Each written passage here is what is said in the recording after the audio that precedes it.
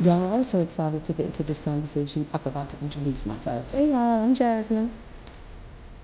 Good morning, good afternoon, and good evening. Thank you so much for watching the Lucy Walking podcast. Joining me today is Mr. Kimothy Kimbo Clark. He's an organizer with the nonprofit organization Positive Outreach Development, also known as POD, throughout the metro Atlanta area. He is an author of Finessing the Game, the book you see here on your screen. Quite a story. He's a former inmate, but he does work throughout the metro Atlanta area. He's a motivational speaker. He teaches childhood literacy to children in schools, and he does a whole lot of community service. Thank you so much for joining me today, Kimbo. How are you? I'm doing pretty good. Just going through some legal issues and stuff and just staying busy pretty much. Gotcha. But at least you have POD, Positive Outreach Development, which is a nonprofit organization. And I want us to all know that provides educational, employment, and housing resources for people, specifically those recently released from prison. Is that correct? Yes. Okay. And you work closely with that organization. You already know the ins and outs and things that people can do to get back on track after being incarcerated, right? Yes, ma'am. Okay, so let's talk a little bit more about POD and your work with POD and what it does for the community. Well, POD is a organization that we started to help people that's coming out of prison find resources like housing, counseling, get back in school, and get clothing and mental health counseling, especially because a lot of people, when you've been incarcerated, I don't care how long you did, you come home with some issues, Yeah. especially those who've been gone for a while. You know, I know sometimes people think that the best punishment is to, well, let's leave him in there. He'll figure it out. He'll get himself together. Just leave him in jail. That was the worst thing they could have did for me. They left me in juvenile, and I came out worse, 10 times worse than I was when I went in. You know, And you were incarcerated 8 times and served more than 21 years. Is that yes, correct? yes, two, Just so that you 2 years. guys know, Kimbo and I met at an event held by the Life Unit. So please check out the lifeunit.org. They are another partnering organization with a POD who provides resources very similar to what Mr. Clark just mentioned for those recently incarcerated. They can help you get off of probation and all of those resources that you can have so that you can readjust back to society. But I ask you, after you made this statement, I was incarcerated 8 times and served over 21 years. And when the meeting ended, I approached you, I introduced myself, and I asked, what did you do that caused you to serve 21 years in prison? And your response was, what didn't I do? Right. That's You right. remember that? Everything that you can pretty much imagine to be done in the streets, I've already did it. You know, I'm sorry to say I ask for forgiveness from all those who I did harm. I ask God to forgive me too. You know, but I got to pick up the pieces and move on because that was a part of my life where I didn't even know what I was doing. I was more of a victim than I knew. You know, and at that time, you know, people didn't equate mental health with you just need to go get some you just crazy. Is there something wrong with you? They say it's a demon in him. You know what I mean? But it was really you had mental health issues because a lot of people didn't know what you was going through. I was being picked up on the weekends and dropped off anywhere. You know, although my parents, my dad said, "Well, it's your cousin." Yeah, but you don't even be over here. You don't even. You just wanted me to be over there so you could go run the streets, and that was a horrible thing for me because I was being abused. And you were young. How old were you when all of this happened? About 7 up until I was about 11 or 12. You know, and when I became, going into my adolescence and teenage years, I started fighting back. But that fight was only anger, and it just kept landing me in trouble, in trouble, in trouble because I have never dealt with it. What was the real root of the issue, which was the abuse. Mhm. It led me to drug addiction. I You read know, in Finessing the Game. yes, Finessing the Game. I want to talk about Finessing the Game because the main character of your book, Finessing the Game, his name is Finesse. And Finessing the Game is an urban fictional novel, But I get the feeling that Finesse story is loosely based off of the life of young Kimbo. Would that be correct? Yeah, pretty much. Yeah, So pretty there was much. some similarities with his Definitely. personality and yours. Yeah, definitely. In the book, Finesse was he had stolen cars. Yeah, Was that something yeah, that you yeah. did as an adolescent? I did. I did. What was if we go back to your younger years as an adolescent, 7, 8 years old, and in addition to dad picking you up and dropping you off anywhere, because as a child you just wanted that connection, you just wanted to be with dad after mom and Right, dad split, right, right, and so dad wasn't there. He took you away from mama just so that he wasn't there for you, and then all of a sudden you make the decision to just make all the wrong choices. right. I think, well, I know at that time I was looking for attention, and I was doing any and everything to get the attention because I felt like my mom and dad did not see me until I did something wrong. So I constantly did stuff wrong so you could see me. With all of those decisions, they began to see you as society saw you in the most As a negative way. menace. As a menace. And Because so no, and so it led to your incarceration. You stated Finesse in the book, put it like this. In the book, Finesse started getting in trouble in his teens. But I remember when you spoke last week at the event, you mentioned that you started getting in trouble at roughly 12, 13 years old. yep, What could yeah. you do at 12? I mean, I'm not going to ask what could you do at 12, 13 years old, but what were some things you did at 12 and Well, 13 years we were old? stealing cars. We was peddling drugs. We were running with gangs. I was 12, but I had a body of a 14, 15-year old. And I was running with everybody that was 15, 16, and 17. So it wasn't nothing for me to have older guys around me all the time. When I was 15, I used to drive my car. I didn't have a license at first. I used to park it next door. And in the morning, I used to go get in it and ride to school. I was 15 years old.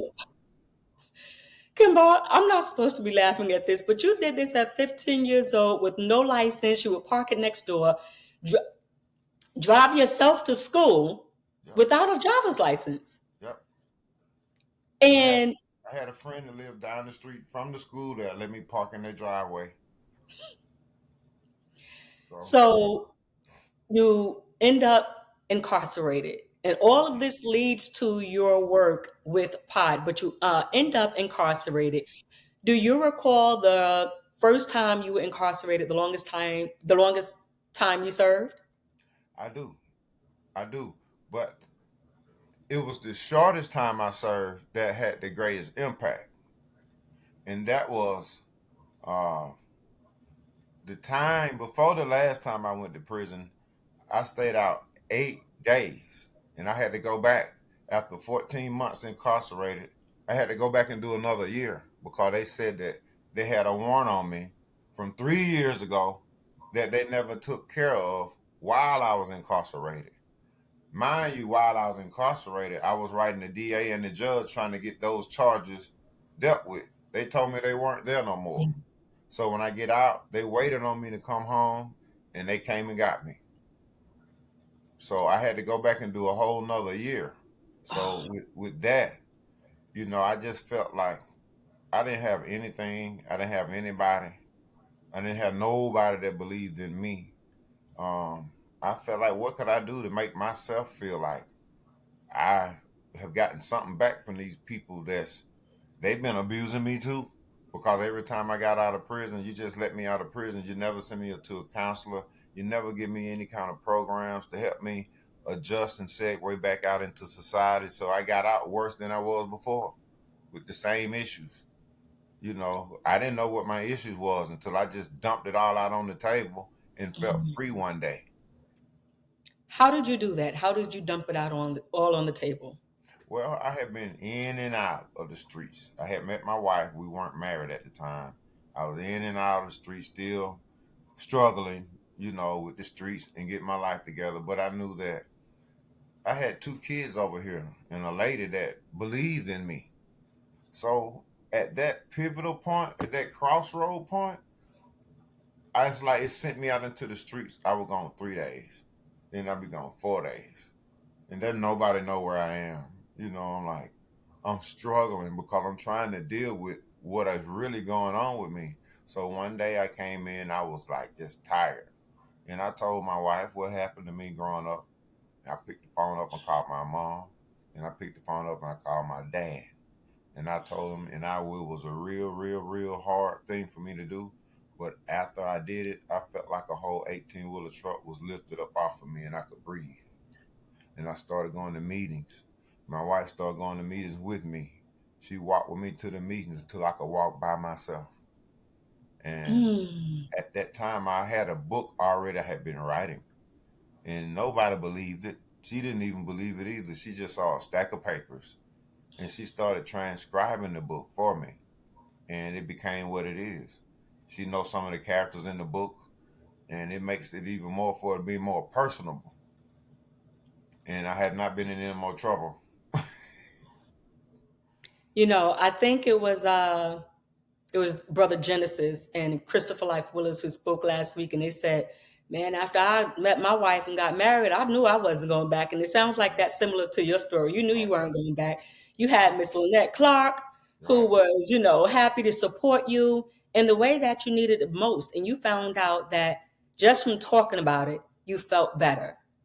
right. Because when I met my wife, it was one of them things where I was just playing around. I said, "Let me eat some with you." She was in a restaurant. She said, "Come on." We exchanged numbers. I lost her number, but she called me 3 days later. And after that, we've been together like ever since then. And I told her And on the that was way, 2007. I told her everything about me. And she said, "I'm supposed to put you out my truck right then." But God told me to stay. And we're like 18 years now together, 15 married. Wow. Yes, When you spoke last week at the event, you said every time you were released from prison, there were no resources. And your way of coping with what just happened or your experience in prison was drugs. right. What was your drug of choice? Crack, Really? crack. Yep. And you've been clean now for how long? Fifth, 10, 11, 12 years. Good for you. Yeah. I don't know what that's like. I imagine it being a hard thing to overcome, but congratulations to you and Mrs. Clark for the support that she provided so that you can get on the road to now have an impact on society. Because not only do you work with POD, but you're a motivational speaker. I You've am. shared your story. You've traveled and shared your story. You work with kids and you teach them how to read. And it was your life experience that made this important for you to do Right, and your way of giving back. right. And I work with different organizations. R. Johnson Community Service. I work with Our Village Awakens. Um, just to name a few. We do community work all the time, and I think it's important to we reach the kids more than anything, because one thing I do is I use my book to teach kids how to identify social issues, because I know that they want to be in the streets, and I know they want to have swag, and I know they want to do all the things that they think is cool, but you want to have your own identity. And in doing that, they're helping you find out your own identity. You got to first learn where you're wrong.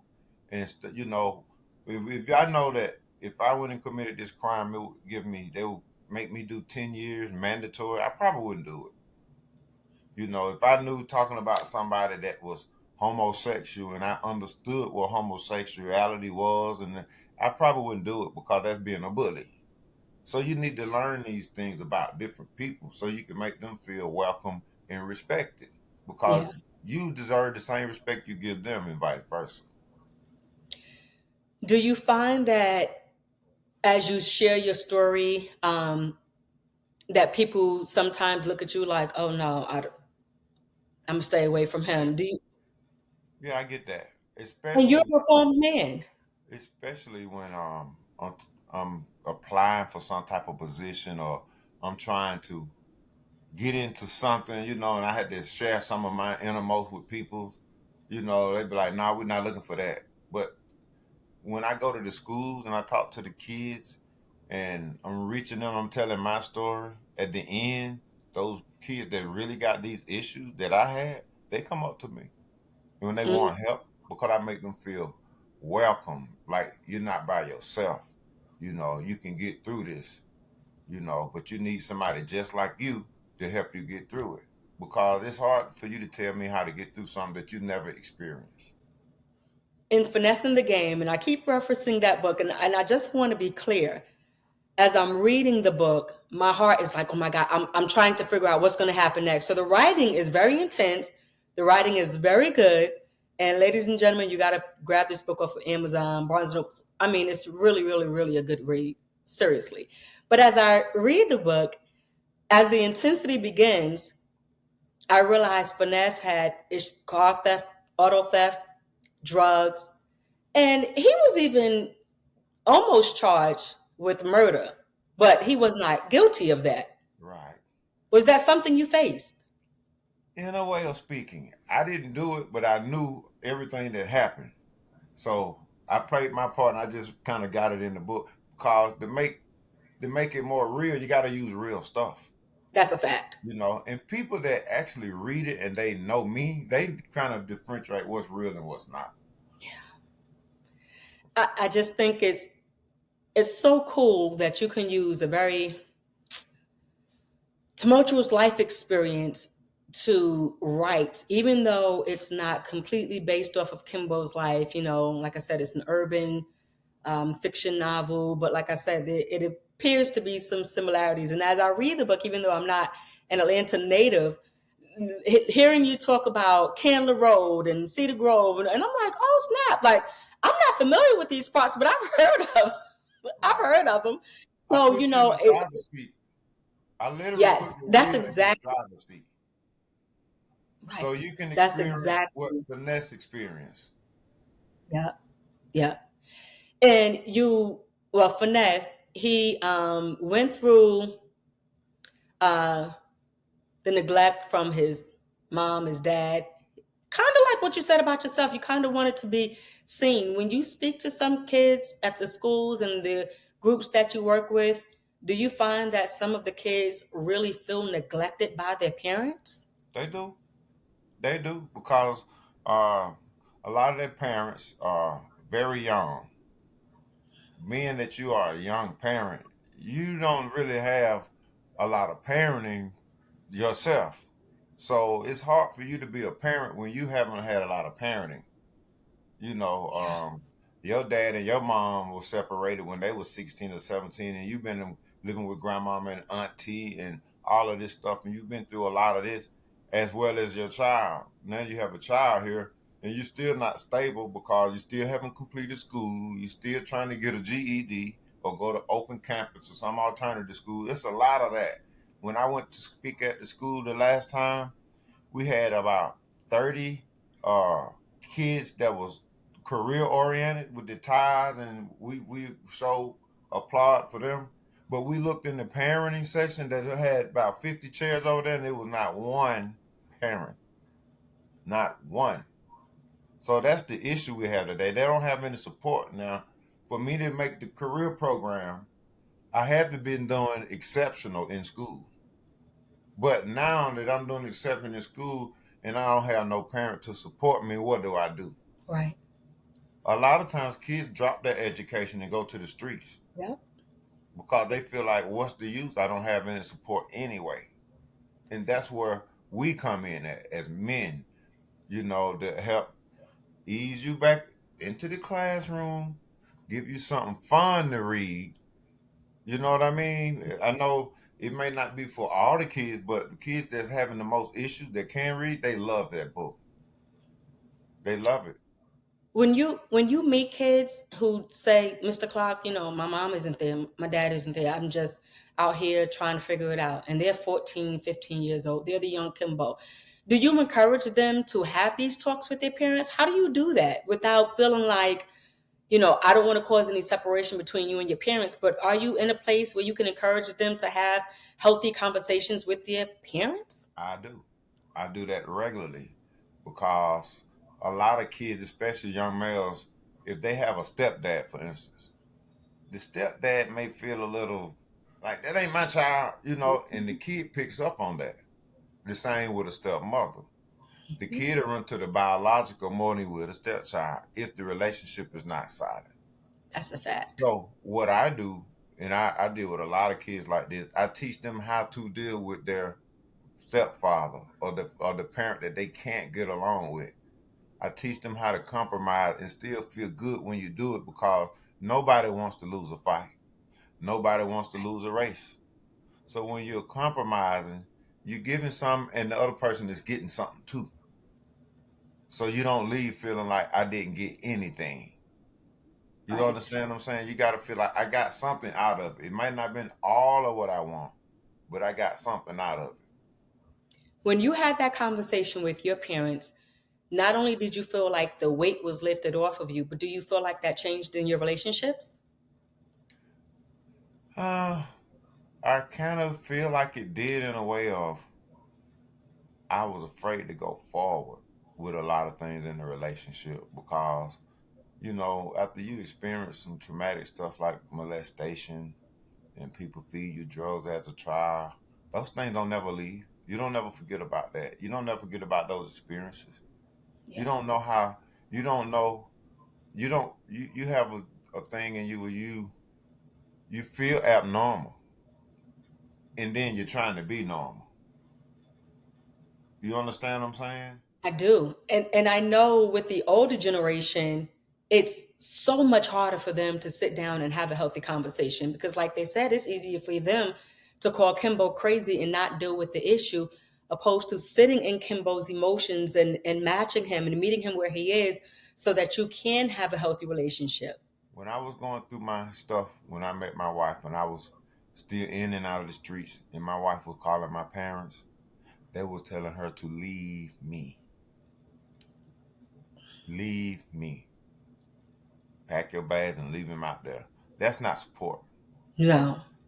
Instead of coming and try to find out where he's at, let's go get him some help.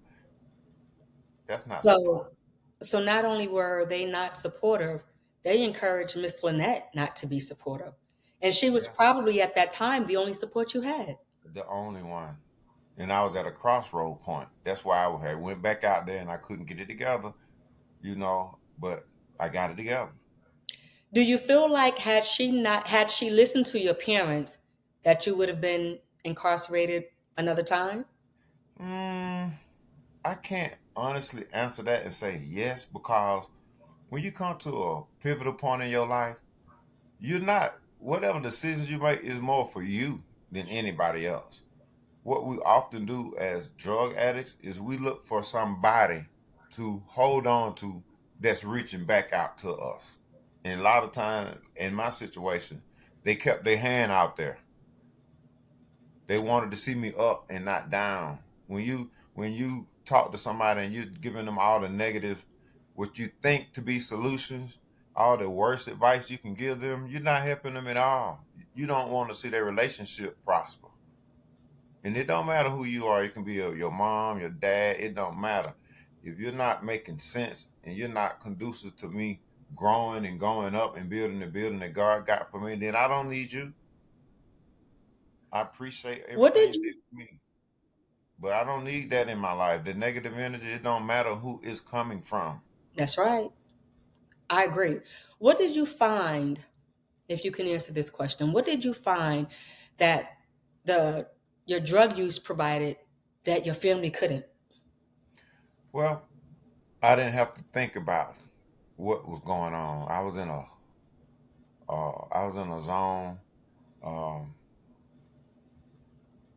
it took the place of what I was looking for, the attention, the people I was around, you know. And the thing about it, I never felt good doing it. It always made me feel good then, but I never felt good. Actually, no, I'm about to go do this. I always had a reserve that I shouldn't be doing this. You know what I mean? Even when I did it, I wanted to hide. Yeah. So Anything you gotta hide from doing, you ain't got no business doing it no way. And see, I asked that question because in our conversation the other day, I mentioned to you that my birth mother had a drug addiction. And prior to her passing in the conversation, she mentioned to me, I tried a little bit of everything. So, but I never asked her, what was it that you got from using a little bit of everything that you couldn't get from your mother, your father, or your sisters? So I asked that question just for my own knowledge because I never asked her. And I you say felt this. like this was I would say this.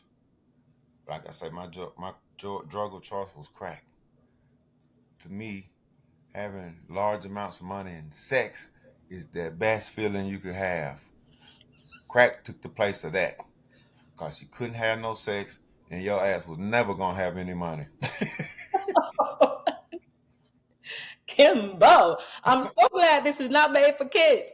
Uh, but that's what I think that's what not only makes your story more interesting, but it makes it more gravitating because you can relate. They can listen to you and say, I know he said he went through this and I don't want to do that because it's relatable for a lot of people. Mhm. And, like I say, so many times no one thinks to say, oh, I'm going to sleep tonight, but tomorrow I'm going to get up and try crack. Right, So it was your traumatic life experience as an adolescent and some wrong decisions that you made that just made it okay for you to cope with your drug use. right, right. It was a rough road to travel. I don't never want to go back down that road, and I don't never want to wish that on anyone. No one. When you look back at your experience outside of your life of crime, but in using drugs, was there one real big thing that you regret when using drugs? Oh yes, yes. That was a turning point for me because I had been doing so good for so long, and at this time, my wife had had surgery on both hands, and she was at the hairdresser. I had dropped her off, and I was supposed to go pick her up, and she called me to pick her up, and I was out there already started on drugs, and she kept calling me, asking me, "Am I coming? Am I coming?" I told her I was on the way. I never made it. She didn't see me for 10 days, and that was crushing to try to come back home and the kids looking at me like, where you been? And you doing my mama like this, and I'm trying to be normal and can't. And normally when I come back, I'm out of whack completely for 3 days. I can't do anything until I get myself back together. So those times were getting longer and longer, and it was just a miserable feeling because when I left her, now she got to tell somebody about it. Yeah, of course. And it was one of the more horrific times in my life where I've had that feeling where I just really wanted to kill myself. What was your turning point that said, I can't do this anymore when it came to drugs? What was the thing that said, I'm giving it up? I got That to was put in the that work. It was that that. was it. That was it. Because I saw the look on her face like she said, I can't take this no more. You just keep disappearing. It was one day, and then it's 2 days, and then it's 3 days, and then it's 10 days. No. You felt like you were going to lose her Yeah. if you didn't get your life together. Like I was gonna lose everything. Not that she wasn't my everything, but my life is my everything. And I literally wanted to kill myself. I literally wanted to kill myself because I felt like I couldn't beat the addiction. It had its hold on me no matter how I wanted to leave it. It kept finding me. It was times when I want to go to an NA meeting, and on the way to the meeting I go to the drug spot. It was time when I was on the bus coming home from work with a whole check and I never make it home. And just sitting in a home where you ain't got no lights or you gotta borrow money from your in laws and you can't tell them what's going on. That's embarrassing as a man. And one of my main things I already prided myself on is I do not want to be like my dad was to me. So I fight daily, even now, to try my hardest not to be that way. When you make that comment, I don't want to be to my kids who my dad was to me. Have you ever said that to your father? I want to say I have, I can't just think, yeah, did I say that? But I've told him, you're the worst example for a father. I said, so in you being that worst example for a father, you're doing a lot for me because I'm definitely not gonna do my child like that. So I yeah, think I heard him say his father taught him that knowing what not to do is just as important in knowing what to do. it is. And you knew what not to do growing up and seeing how absent your father was and how he wasn't there. And in turn, even though you knew what not to do, you still made bad decisions. Yeah. So that Because was difficult. yeah, but you gotta realize and understand when you're coming from an environment where you haven't had a lot of positive influence, you're gonna make a lot of bad decisions. It's just the way it is, because you don't know. It's different once you know, but if your influences have been more on the down than up, then a lot of your actions and the stuff you're doing is gonna be ratchet. It's Yeah. just gonna be not the thing to do. But you're gonna feel it like it's normal because your surroundings are normal with that. You see it all the time. Yeah. And so you become a product of your environment. Exactly. What was the longest, out of the 8 times you were incarcerated, what was the longest time you served in prison? 4 years. 4 years. 4 years. And then I And get out and that I go back crime another was, year. Yeah. It was difficult. It was real difficult. Um, but it wasn't hard for me to adjust because I've always been one of those guys.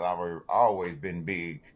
I was a weightlifter and I carry myself with a aura of authority.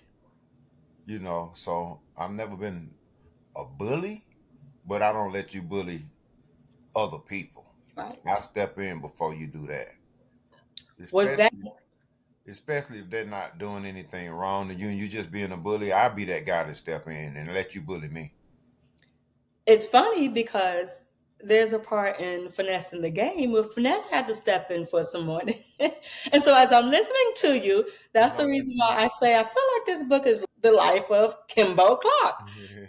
Do you remember what led for that sentence of 4 years? Do you remember what you did that led to that sentence? Yes, yes, it was robbery. Yeah, robbery.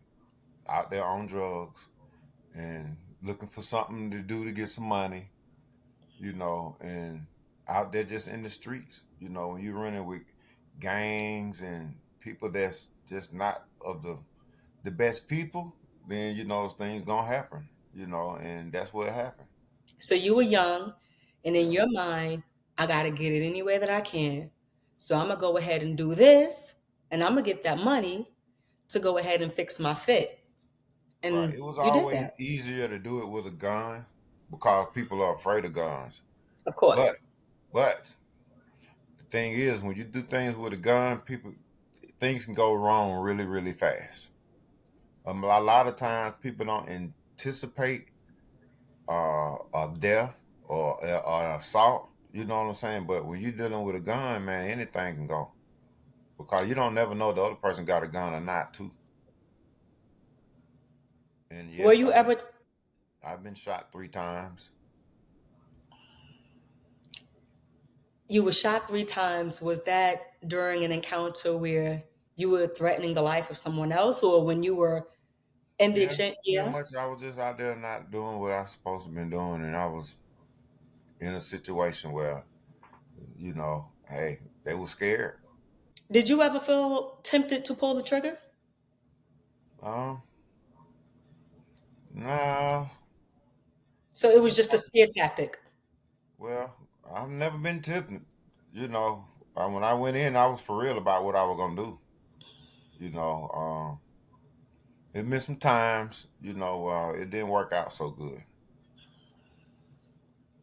So you go in, you're armed, you approach these individuals or this person, and in your mind, you're like, either you give me what I want or you die. And in your mind, you were serious about that. Yeah,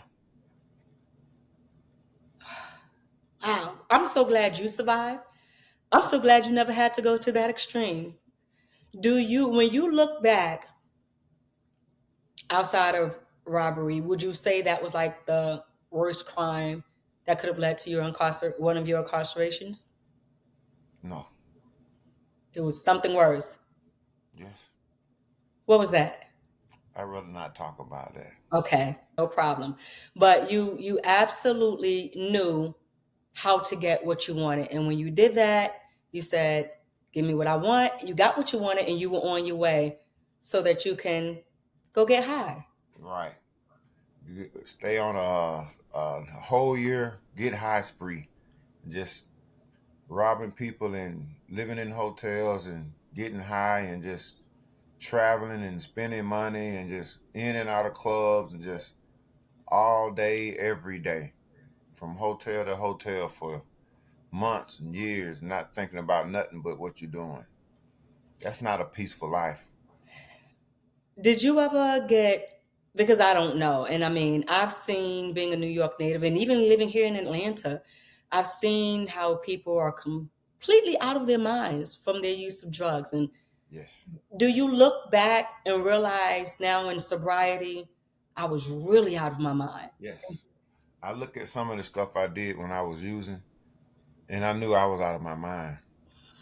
It does something to you. It carries a sense. It gives you a sense of paranoia to the point where you think somebody literally sitting on your shoulder, and you're not hallucinating.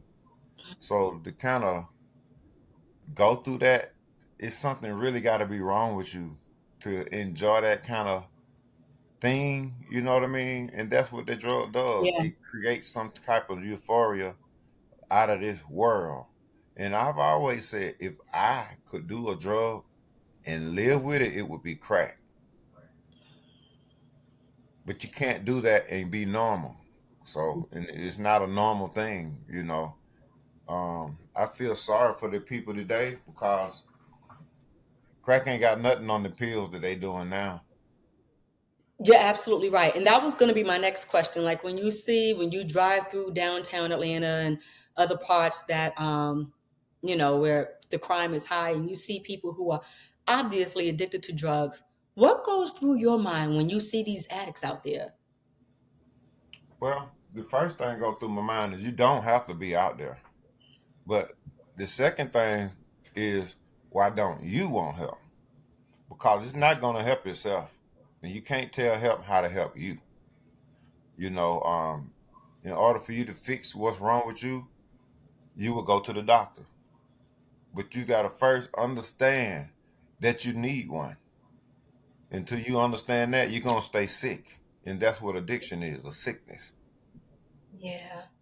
It's so so real to hear you say that, because sometimes I wonder, and when I'm out and I see, people who are obviously addicts and, people make light of them on social media and what have you, I wonder what's going through their mind when they're in that addiction. Do they realize the state that they're in, and how do they come out of it long enough to know I need help? Well, I say this for that. I think a lot of people are reluctant to get help that's on drug because of the embarrassment of the lifestyle you have lived for so long.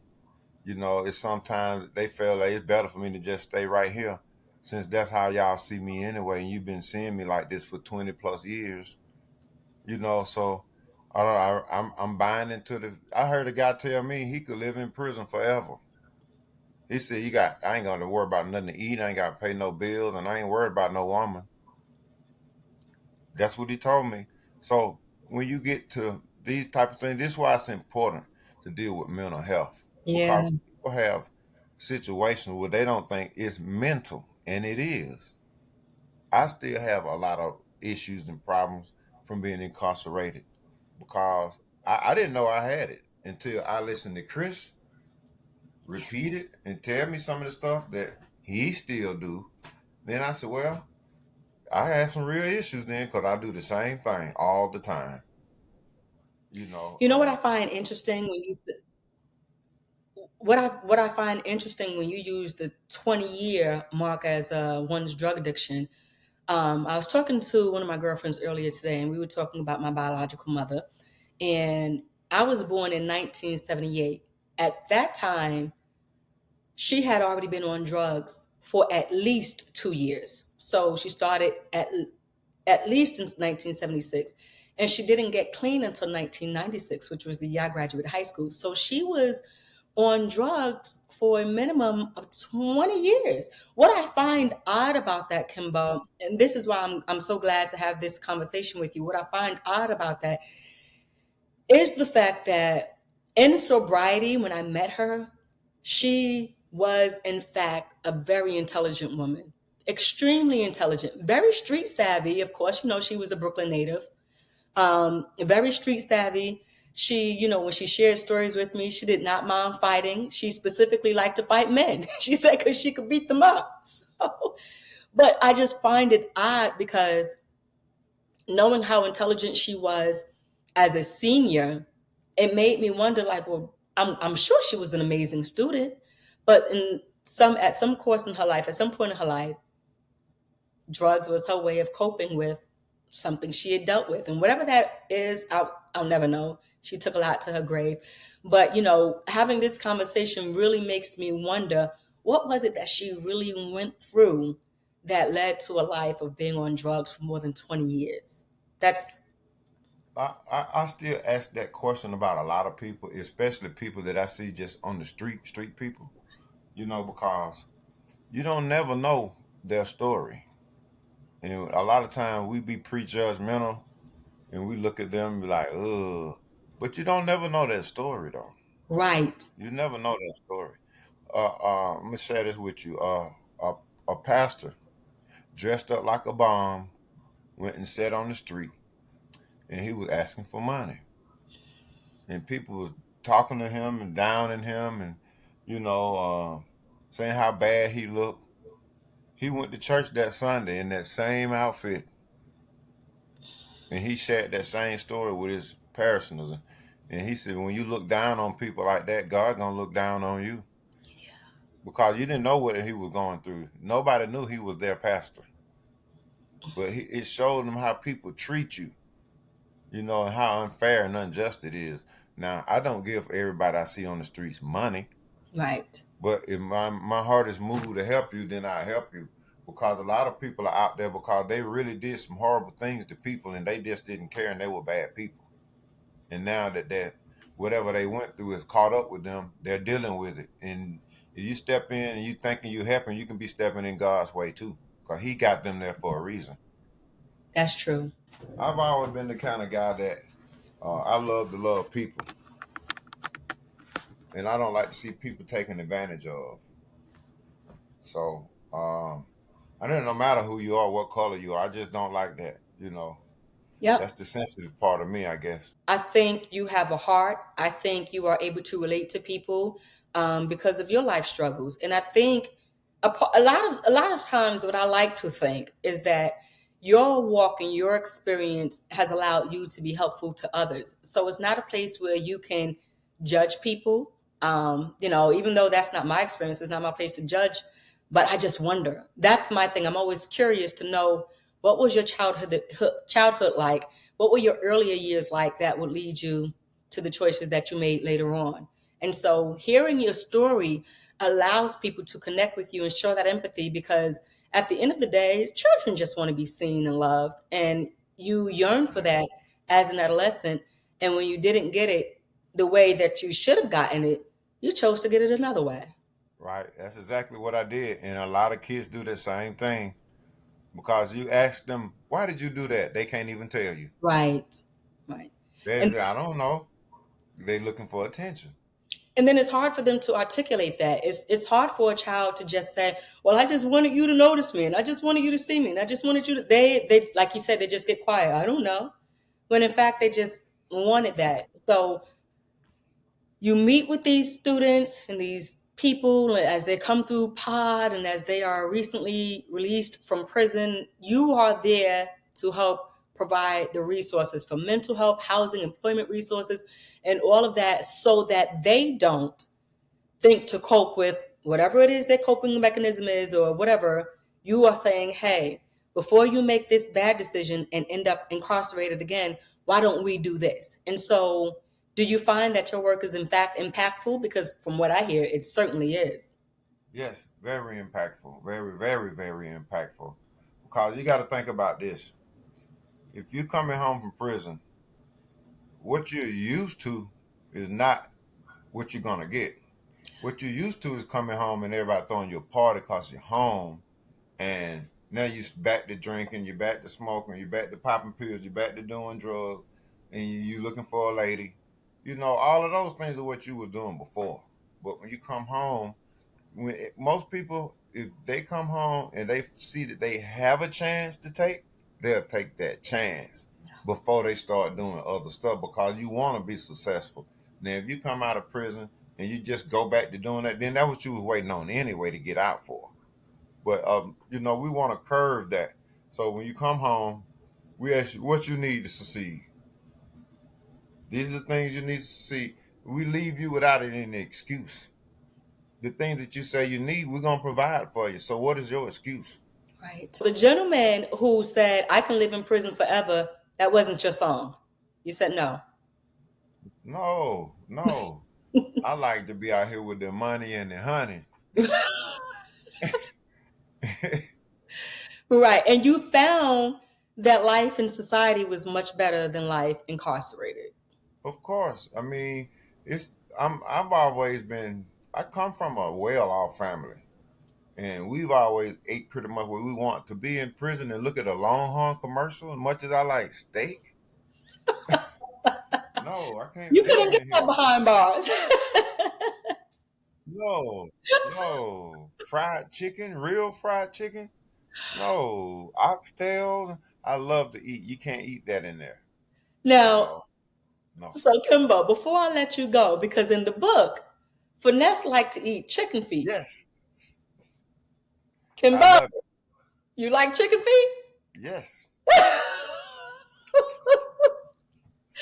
You yes. That comes see, from my grandparents. that in the book, Finesse grandparents, he Yeah, had walked in after being released from Milledgeville. He went around the block. He had to say hello to that's his right. folks. He walked in his grandmama, granddaddy That's house, right. and there was some chicken feet cooking. So again, not knowing your full story, I said, I get the feeling Kimbo wrote this book with himself in mind. So Yeah. chicken feet. Yeah, but Kimbo, it get I a think response out of people like you. It get a response out of you and it keep you interested. Cause you're like, right. huh? It keeps you rolling. You haven't I've never read the had book. chicken feet. You never read the book until you read book two. Oh, This is just a oh. prelude. This what you're reading is a prelude. Seriously. So there's more interesting information about finesse.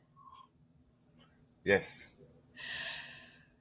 I look forward to finishing the book and then reading part two because seriously, I'm like, I think the more you read, the more you know. And granted, even though this is an urban fictional novel, it is loosely based off of someone's life.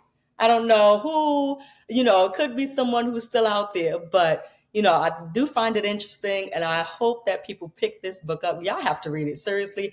I've never had chicken feet, but I was like, chicken feet? Like chicken feet. Kimbo, I enjoyed speaking with you. I thank you so much for your time and sharing a part of your story with me. Ladies and gentlemen, you got to pick up the book. Grab it, grab it, grab it. It's called Finessing the Game. And it just speaks of it's a novel. It speaks of the life that someone you likely know is experiencing right now. In addition to reading this book, you have got to contact Positive Outreach Development, also known as POD. If you or a loved one is recently released from prison and you need some resources, and it doesn't matter if those are clothes, educational resources, housing resources, employment resources, they are there to help you readjust to society and get back on track. So brother Kimothy, Kimbo Clark, you got it going on, man. And I just want to say one last thing. Your past does not define you. It does not define you. Where you are is where you are needed. And I can say this as a stranger, where you are is where you are needed because there's more work for you to do on this side than you can do inside. So please, as you continue to share your story with people, we don't worry about the naysayers. We don't worry about those with the negative mentality, the negative thoughts, or things like that. Everything you went through was so that you can be a positive reinforcement to society. And whoever doesn't like it, that's your problem. It's not his, it's not ours. And so I thank you so much for your time. Is there anything you want to share before I let you go? No, I'm good. I appreciate you. Y'all come see me, Kimbo Publishing, Kimbo's Italian Ice. Yes, definitely. I'm coming to see him. Me and my whole family coming because I like Italian ices. And I got you. I haven't seen Mr. Softy in the suburbs around here in Atlanta since I've been here. I've seen him downtown Atlanta, but I'm gonna enjoy me an Italian icy until my last breath. So we're coming to check you out, Kimbo. I thank you so much for your time. I agree. Thank All you. right.